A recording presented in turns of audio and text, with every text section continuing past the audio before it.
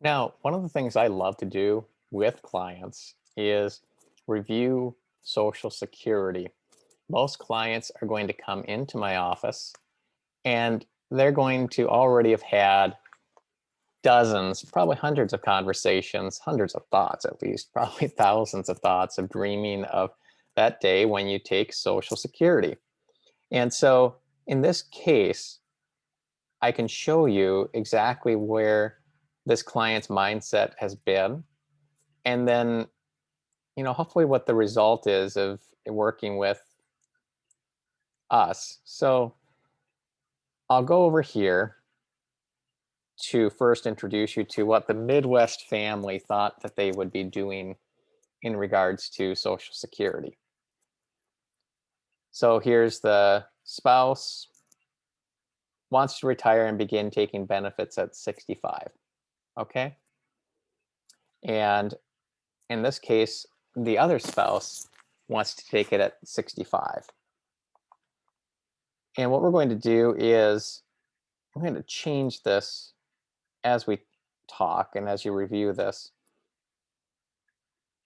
And we're going to say that the spouse's full retirement benefit is less. We're going to say $900. This is often what I find, at least with couples in the baby boomer generation, the middle class millionaires. You have a spouse that maybe supported the business, supported the family, and their benefit just seems to be lower. This client also, the intimidating leap, they're selling a business and their salary from that business will end in 2021 in this case. So retirement comes along with that big question of Social Security. Their current strategy, I just walked you through, shows the client taking retirement assets and earned income to create this revenue stream or this income stream. So Social Security is a part of this. When you look at their current strategy we just walked through, we said they were going to start taking money at 65 and 65 years of age.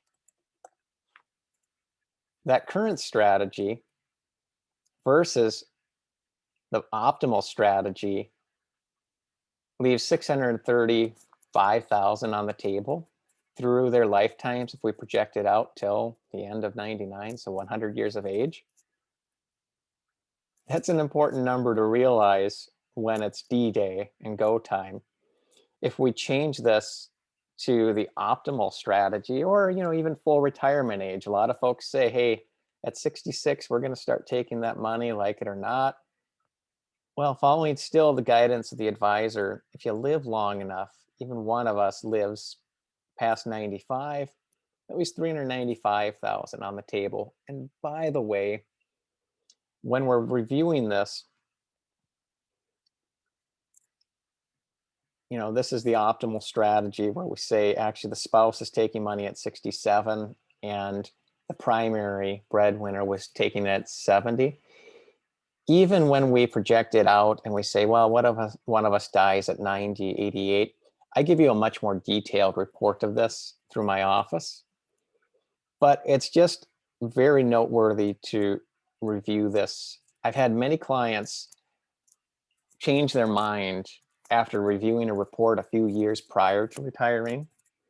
They thought they were going to start taking money here.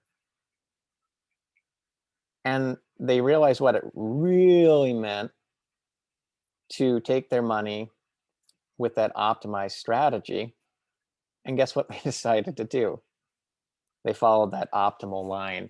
And good for them, because it seems to make good financial sense. You seem to be leaving a lot of money on the table if you're not looking ahead. And by the way, it does not hurt to mention that when it comes to tax planning, Social Security, when we're in that middle class millionaire or just a higher income status in retirement, yeah, there's Social Security tax, and it can surprise you when you're taking money out.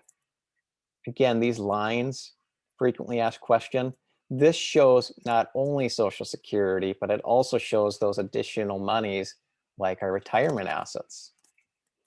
So when you consider everything within that picture, it's worth looking at that probability of success. But what I emphasize always for clients is the net result. What does life look like potentially when we consider taxes, our portfolio, how it's invested versus investing with less risk or more risk? All fun things for me. And the gateway into beginning this is simply logging in for the first time with the advisor, yours truly, and starting to add all this information together to get a good look and start stress testing and imagining what life looks like when you're dependent on the nest egg, the house you've built.